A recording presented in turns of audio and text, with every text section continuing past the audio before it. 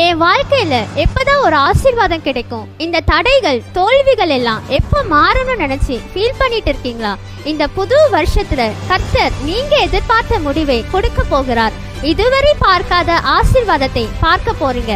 உங்களுக்காக உங்க தஞ்சாவூரில் பிபிஎல் மினிஸ்ட்ரி நடத்தும் புது வருட தீர்க்க தரிசன ஆராதனை மற்றும் 6th இயர் ஆனிவர்சரி வருகிற ஜனவரி 4ஆம் தேதி சனிக்கிழமை அன்று மாலை 5:30 மணிக்கு நம்ம காவிரி நகர் பஸ் ஸ்டாப் அருகில் இருக்கிற சுந்தர் மஹால்ல நடக்க போகுது.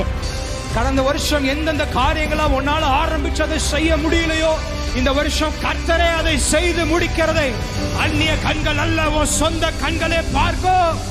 நம் சகோதரர் ப்ராஃபட் டேனியல் ஸ்டீஃபன் உங்களுக்காக ஜெபித்து கர்த்தருடைய தீர்க்க தரிசன வார்த்தையை கொண்டு வராங்க.